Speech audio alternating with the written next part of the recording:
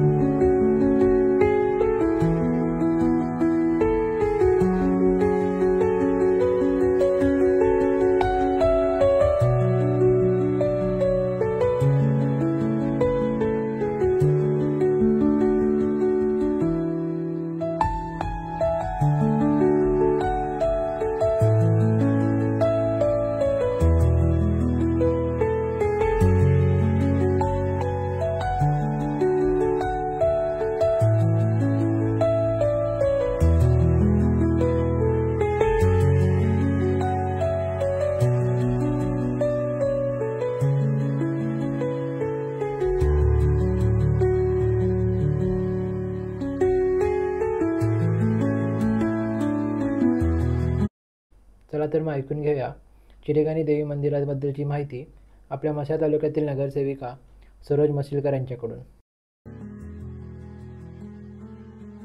नमस्कार, माझं नाव सरोज मंगेश मशिलकर. चिरेगाणी मातेच्या परिसरामध्ये उभे आहोत.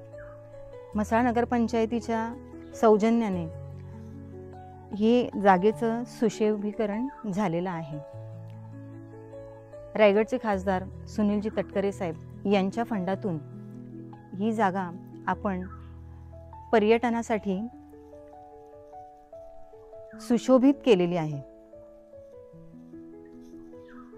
चिरेगाणी माता ही श्री धावीरदेव महाराज यांची बहीण मानली जाते.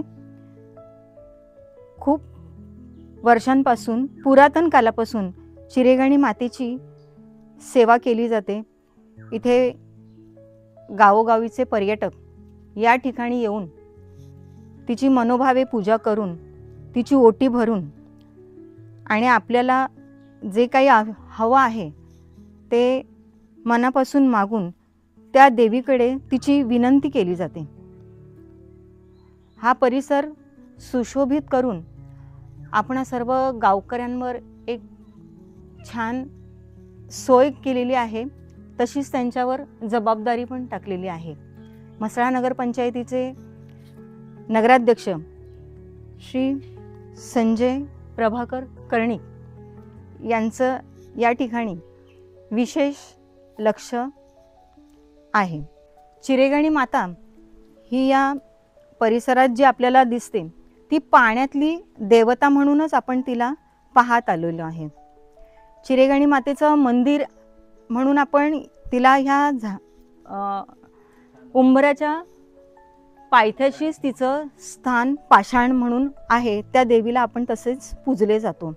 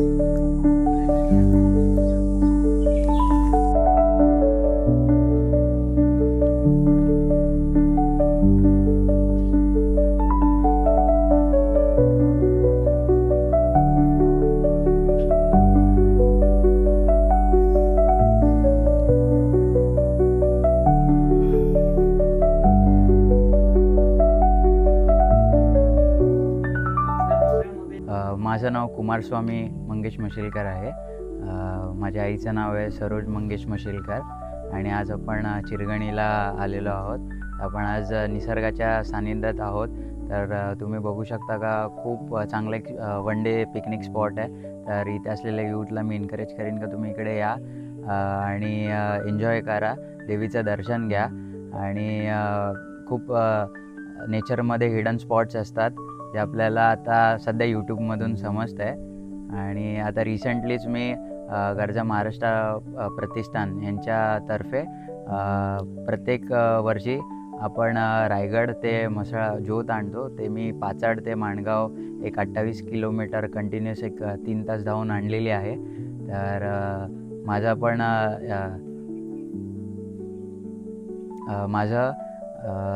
या प्रतिष्ठानतर्फे पण सत्कार झालेला आहे. त्यांचा मी आभार मानतो आणि या यूथने थोडंसं आता एन्जॉय केलं पाहिजेत. नवीन नवीन गोष्टी आहेत बाहेर, पण सेफ्टी मस्ट आहे. सेफ्टीला धरून चाला आणि एन्जॉय करा. थँक्यू.